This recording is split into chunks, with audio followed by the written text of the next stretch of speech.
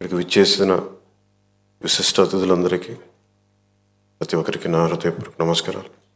అమరజీవి పొట్టి శ్రీరాములు గారికి ఆయన వర్ధంతికి ముందస్తుగా చేతులెత్తి ఆయనకి నా నివాళులు అర్పిస్తున్నాను. మనం ఎందుకు వర్ధంతులు కానీ జయంతులు కానీ మహానాయకులు ఎందుకు మనం చేసుకోవాలి అంటే, మనిషి మర్చిపోవడం సహజం, మరుపు చాలా సహజం. ఎవరైతే మనకు అన్నం పెట్టారో, ఎవరైతే మనకు నిలబడ్డారో, ఎవరైతే మన కోసం పనిచేశారో, తల్లిదండ్రులు కూడా మర్చిపోతాం మనం. హ్యూమన్ మెమరీ అంత హ్యూమన్ సైకాలజీ అలాంటిది. కంటిన్యూటీ ఆఫ్ మెమరీ చాలా అవసరం. మన తాతలు ముత్తాతలకు కూడా మనం ఎందుకు పితృదేవతలు అని చెప్పి మనం పిండం పెడతామంటే, ఎవరి వల్ల అయితే మనం వచ్చాం వాళ్ళు మర్చిపోకూడదని చెప్పి. అలాంటిది ఇన్ని కోట్లాది మందికి ఈ రోజున నాలాంటి వాడు కూడా రాష్ట్రానికి ఈ స్థాయిలో మీరందరూ పెట్టగలిగారంటే దానికి ఉనికినిచ్చిన వాడు.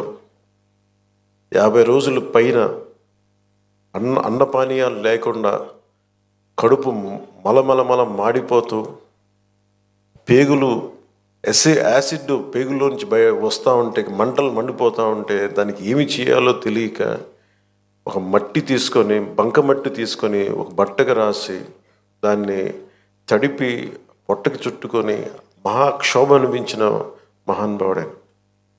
భార్య చనిపోయింది, కొడుకు చనిపోయాడు, కేవలం సమాజం కోసం దేశం కోసం బతికిన మహానుభావుడే. ఆయన వేదన ఇవన్నీ ఎప్పుడు ఎక్కువ మందికి తెలియదు. ఆయనకి ఏదో ఒక ఆయన వల్ల వచ్చిందని ఒక చిన్నప్పుడు స్కూల్లో చదువుకుంటూ మాకు అనిపించి, అంతకు మించి ఎప్పుడు ఉండేది. నాకు ఎప్పుడు కూడా ఎందుకు వెతికేవాడంటే, స్పెషల్ పాలిటిక్స్కి వచ్చాక అది కూడా ఆయన గొప్పతనం ఎప్పుడు మాకు మరింతగా అర్థమైంది అంటే, రాష్ట్ర విభజన జరిగిన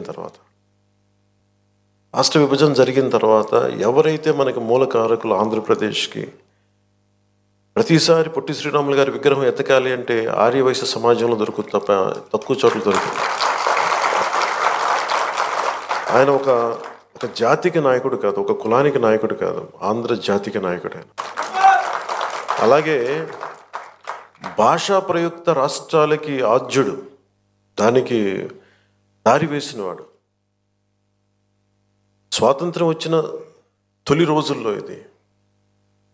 ఇందాక మనం దాంట్లో చూస్తూ ఉంటే ఆయన మీద చేసిన ఆ డాక్యుమెంటరీ ఫిల్మ్ కూడా చాలా అద్భుతంగా తీశారు. INPR డిపార్ట్మెంట్ అందరికీ నా హృదయపూర్వక మీకు అభినందనలు తెలియజేస్తున్నాను. చాలా అద్భుతంగా తీశారు, చాలా హృదయానికి హత్తుకునేలా తీశారు, గుండెలు కదిలించేలా తీశారు. స్వాతంత్రం వచ్చిన కొత్తలో ఎలా ఉందంటే దేశం, ఇది నేను వీటి మీద హిస్టరీ బుక్స్ చదువుతూ ఉంటే, నెహ్రూ గారు ఒకవైపు పాకిస్తాను భారతదేశం అఖండ భారతం 2 ముక్కలుగా విడిపోతుంటే, మత ప్రాతిపాదికన ముస్లింలు మేము వెళ్ళిపోతామని చెప్పి జిన్నా నాయకత్వంలో పాకిస్తాన్ వెళ్ళిపోతుంటే, మన అన్ని మతాలు ఒకటి అని మనం పట్టుకుంటే, అలాంటి సమయంలోనే నెహ్రూ గారి థాట్ ప్రాసెస్ ఎలా ఉండిందంటే, ఆయన చదువుతూ ఉంటే ఆయన ఒకవైపు నరికేస్తూ ఉన్నారు పాకిస్తాన్లో హిందువుల్ని.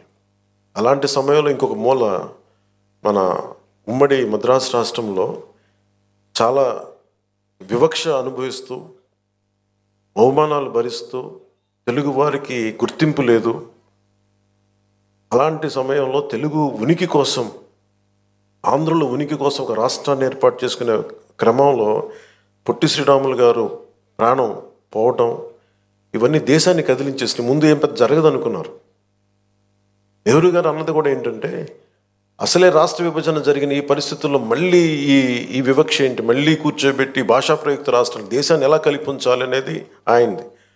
ఒకవైపు ఏమో వాస్తవం ఏంటంటే, ఇక్కడ మీరు సంబంధం లేదని చెప్పేసి వివక్ష. వీటి మధ్యలో రాష్ట్ర నాయకులు కానీ దేశ నాయకులు కానీ ఎంతో నలిగిపోయి, ఆయన కూడా ఎందుకు ఆయన మీద కోపం, అందరికీ ఎందుకు రాలేకపోయారు, ఎందుకు శవాన్ని మోయడానికి ఎందుకు రాలేదంటే కోపం అన్నమాట. ఆయన వదిలేస్తే కొద్దిమంది, ఘంటసాల గారు లాంటి పెద్దలు కానీ వీళ్ళందరూ వచ్చి, అంటే నలుగురు, మన రాష్ట్రం కోసం ఏర్పడిన వ్యక్తికి శవాన్ని మోయడానికి, పాడి మోయడానికి నలుగురు కూడా కష్టాలు పడాల్సి వచ్చిందంటే నిజంగా అది గుండె కదిలించేసింది. అలాంటిది ఈయన మన గుండెల్లో పెట్టుకోవాల్సిన మహానుభావులైన ఈ రోజున ఆంధ్రులు అని చెప్పుకుంటున్నాం అంటే ఆయన బలిదానమే మనల్ని ఇక్కడ నించోబెట్టింది. నాకు చాలాసార్లు రకరకాలుగా ఉంటుంది. ఒకసారి ఆంధ్రప్రదేశ్ విడిపోయి మన భాషా ప్రయుక్త రాష్ట్రాలు జరిగిన తర్వాత మనకి ఒకసారి మన కర్నూలు రాజధానిగా ఒక డేట్ పెట్టాం. తర్వాత మళ్ళీ మనకి తెలంగాణ రాష్ట్రాన్ని విలీనం చేసి ఉమ్మడి ఆంధ్రప్రదేశ్కి ఏర్పడిన ఒకటి మళ్ళీ విడిపోయిన తర్వాత ఇవన్నీ మొన్న చాలాసార్లు క్యాబినెట్లో మాట్లాడుతూ ఉంటే గౌరవ ముఖ్యమంత్రి గారు చంద్రబాబు నాయుడు గారు చెప్పింది, ఆయన ఆత్మార్పణ దినాన్ని మనం చాలా ఘనంగా జరుపుకోవాలి. ఇంకా సమయం లేక ఇక్కడ మన తుమ్మలపల్లి కళాక్షేత్రం జరుపుకోవాల్సి వచ్చింది. లేదంటే ముఖ్యమంత్రి గారి మనసులో చాలా భారీగా ఇదో జరుపుకోవాలి, సరిపోవట్లేదు, ఒక్కసారికి ఇలా చేద్దాం కానీ తర్వాత చాలా గొప్పగా చేద్దాం, దీన్ని అందరూ రాష్ట్రం గుర్తుండిపోవాలి. అంటే ఆయన త్యాగం ఈ రోజున మనందరం కూర్చొని ఈ రోజున మన ఆంధ్రులు అని చెప్పుకుంటున్నాం. భారతదేశంలో ఒక బలమైన రాష్ట్రంగా ఏర్పడ్డామంటే అలాంటి మహానుభావుడి పాదాలకి నేను సాష్టాంగపడి పాదాభివందనాలు తెలియజేస్తూ, ఈ రాష్ట్రం ఒకరి బలిదానం మీద జరిగింది. త్యాగాలు లేకుండా ఏమీ జరగదు. ఆయన తల్లి మన భార్య బిడ్డను పోగొట్టుకొని ఎందుకు చేయాల్సి వచ్చింది అంటే మనందరి కోసం చేసిన వ్యక్తి. తనని దాటి ఆలోచించేవాడు. తన కుటుంబం కాదు, ఇది నా కుటుంబం అని జగమంతా తన కుటుంబం అనుకున్న మహానుభావుడే. తనను దాటి ఆలోచిస్తేనే మహానాయకుడు అవుతాడు. తన కుటుంబాన్ని దాటి, తన పరిసరాల్ని దాటి, తనది అని దాటి వచ్చినవాడే మహానాయకుడు అవుతాడు. అలాగే ఈరోజు మనకి ఆయన స్ఫూర్తిని మాకు క్యాబినెట్లో వివరించి చెప్పి మమ్మల్ని అందరినీ ఉత్తేజపరిచి ఆయన చేసిన త్యాగాల్ని మాకొకసారి మరోమారు గుర్తు చేసి మా అందరికీ ఒక బాధ్యతని గుర్తు చేసి మాకు ఆయన ఆత్మార్పణ దినాన్ని చాలా బలంగా జరుపుకోవాలి, మనం కృతజ్ఞతలు అయి ఉండాలి, దానికి మనం బద్దులై ఉండాలని చెప్పి 10 సార్లు మాకు ఉత్తేజపూరితంగా చెప్పిన శ్రీ నారా చంద్రబాబు నాయుడు గారికి మనస్ఫూర్తిగా వారికి నా కృతజ్ఞతలు, నా అభినందనలు తెలియజేస్తున్నాను. ఎందుకంటే కంటిన్యూటీ ఆఫ్ మెమరీ లేకపోతే ఏమైపోద్దంటే తల్లిదండ్రులు కూడా మర్చిపోతాము. అలాంటిది ఈరోజు ఎందుకు జరుపుకోవాలంటే ప్రతిరోజు మనం గుర్తు పెట్టుకోవాలి. నేను ఈరోజు అన్నం తింటున్నాను, నేను ఒక పదవి వచ్చింది, నేను ఒక ఉద్యోగం చేస్తున్నాను, భాషా ప్రయుక్త రాష్ట్రాలు వచ్చినాయి అంటే ఆయన బలిదానం వల్ల.